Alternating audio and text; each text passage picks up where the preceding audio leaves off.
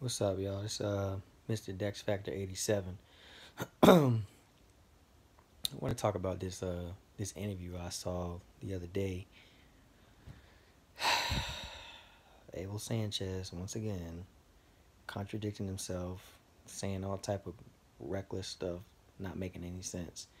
Well, he did an interview behind the gloves, and the lady interviewing him, I forgot her name, but she was asking some pretty good questions, and she was basically asking him about what's Triple G's next move since Um, Canelo's not backing off of that. He's not going to give them 50-50.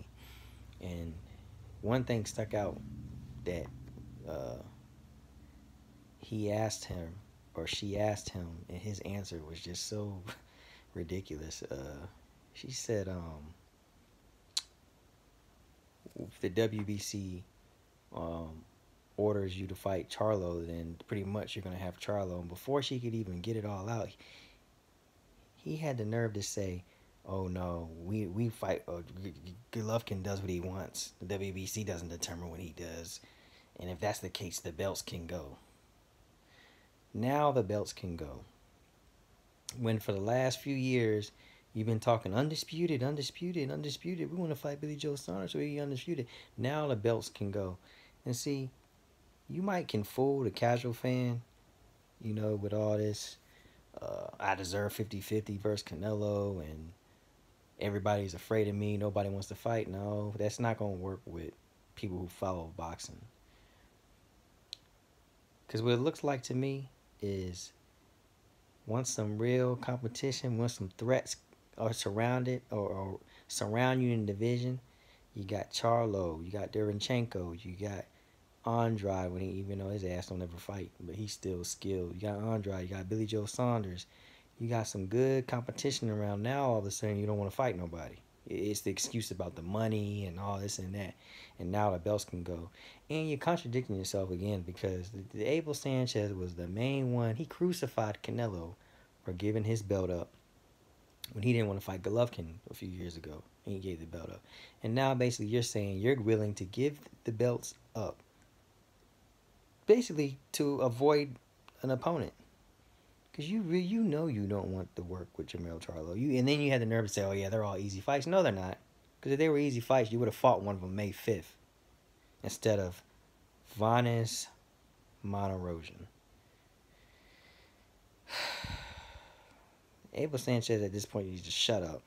Just shut up. You're a trainer. I don't know why you're doing so many interviews anyway. You're not the promoter. You're the trainer.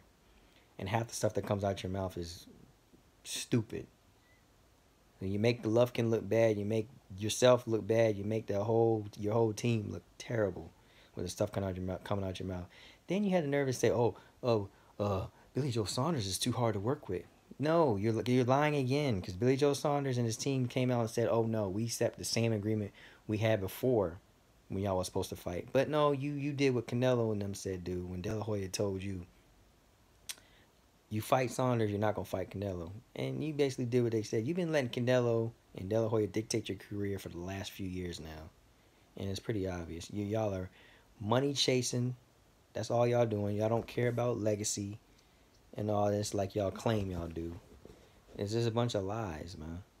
I'm quite frankly tired. I used to like Golovkin, but, shout out to Boxing Clinic because he kind of, y'all subscribe to him too. He's one of my favorite guys on YouTube. He always tells it how it is.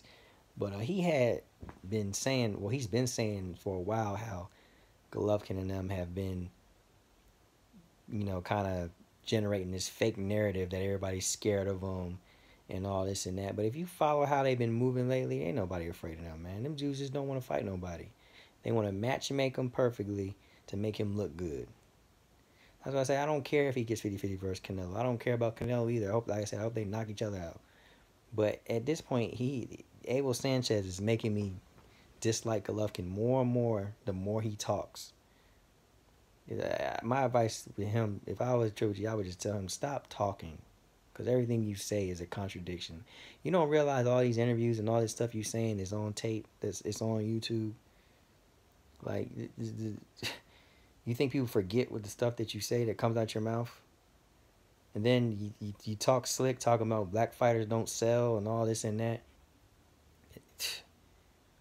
But I don't know. I know you're not with Showtime. Abel Sanchez is not with Showtime. They were HBO.